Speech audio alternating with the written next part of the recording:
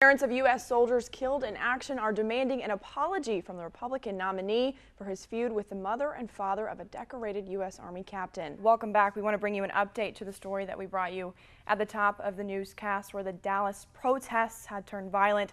A Texoma Marine who fought in the Korean War is getting the chance to reunite with some of those he fought with, all thanks to his community. Hi, Alex. We've been out here for about an hour and we still don't have many details, but here's what we do know. The Grayson County Sheriff's Office confirms one person is dead. The other person has been taken to a hospital, but we're not sure what their condition is. As you can see behind me, Team USA is ready to take on the world at the Rio Olympics. NBC's Mark Barger takes a look at some of the strongest American athletes making their Olympic debuts, as well as some of the familiar faces going for the gold. We begin tonight with breaking news out of Davis, Oklahoma, where Turner Falls Park is closed tonight. The city tells us there's a large grass fire that shut down the park. We have a picture taken from I-35 where you can see the smoke carrying for miles in the sky. We're told multiple agencies are on the scene right now working to get that fire under control. And turning to weather now, storms coming through our area. A welcome change from all this heat. Goes in for Alan tonight. Joe, how's it looking? On to today's health news. Another sign that school is starting. Many kids are hitting the field for upcoming sports season.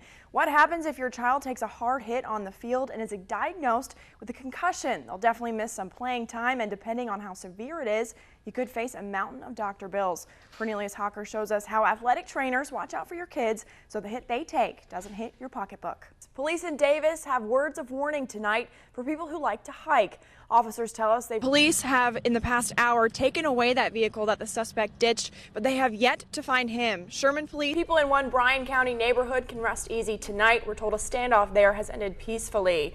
Investigators with the Bryan County Sheriff's Office say about 30 minutes ago, a man was arrested in Durant after a standoff with authorities. It happened. And I'm Kathleen Jordan. Democrats ended their unprecedented sit-in on the House floor. If you were driving around today, you probably got where you were headed. It just took you much longer. An update on the roads now. Things are moving faster on Highway 75 to the side streets. Roads have improved because the snow isn't coming down as hard. But of course, as the temperatures continue to drop, any snow that's on the ground now could turn into ice. Interesting sight right here off of Texoma Parkway. I'm going to step aside and show you. The sign for the American Bank of Texas has fallen down. A handful of protesters have gathered in downtown Baltimore this evening after a second police officer charged in the death of Freddie Gray has walked out of court a free man. The investigation will look at three main factors to determine the cause of that crash: the balloon, its operators, and the environment. Football teams. And the Rangers are up against my red-hot Orioles. Well, by this time next week, many local football teams will be leaving the field with the first game of the season in the books. But fans in one local town are getting anxious because their team is ready, but their field is not. The countdown to kickoff is on. Soon the gates will be open and the lights will be on. Players, coaches, and fans are all ready for some football, but in Ardmore, two fields aren't up to speed. This 2016 season, the Ardmore Tigers and the Plainview Indians will play on new turf. They are working hard. You know, it's exciting. Fans worry time is running out for crews to get to the end zone, but coaches made the call on Friday, and the ruling on the fields stands. We are going to play the first game. We're still saying it's going to be done. Crews have been working on both fields for months, but the weather continues to cause delays. Can't really do the gluing and the cutting and stuff while it's raining. Things like moving the gravel and actually pouring the concrete.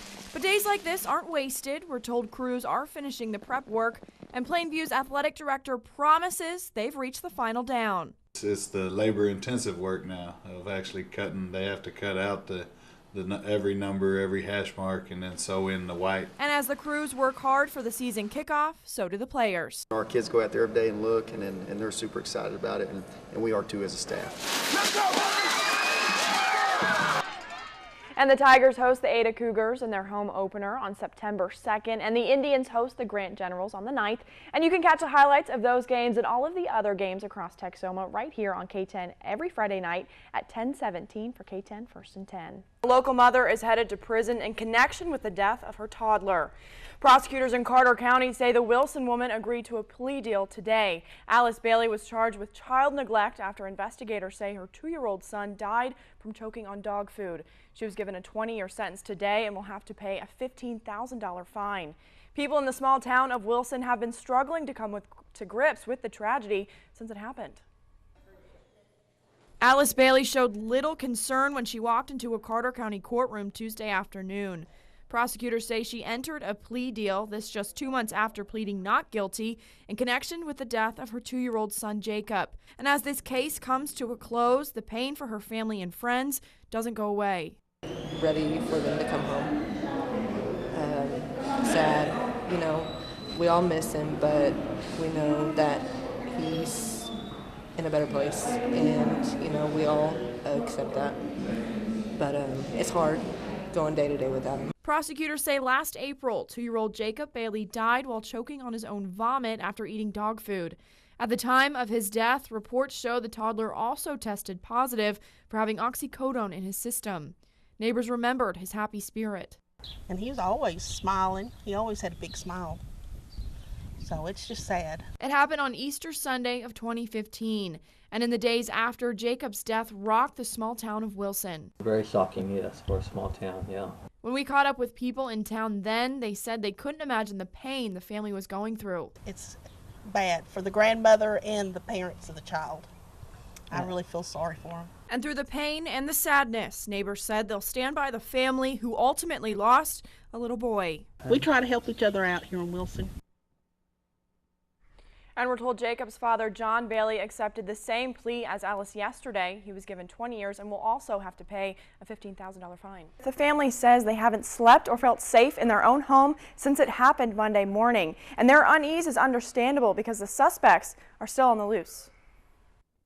When I should have looked out the window, I didn't. I opened the door. The next thing I know, I was being pushed across the living room. This Denison woman doesn't want to be named, but she wants people to hear her story. It's not right. And they need to find these people. Kids. They're not even adults. They're kids. Around 1 Monday morning, she says 2 teenagers forced their way into her home in the 600 block of North 8th Avenue. My friend who's disabled and her mother who's disabled. And it's just wrong because these kids didn't have any right to do that. And the porch light was on, the TV was on, they knew we were up. She says the 2 men knocked her to the ground and threatened her and her friend with knives, demanding money. We sat all day yesterday with the screen door and the front door locked. She says in one of the scariest moments of her life, she watched her friend stand up and throw soda in their faces for defense. I have so much respect for my friend because I should have been the one that did that. She didn't want her home to be identified, but she wants the men to be found. They're not worth anything. You don't do this to people.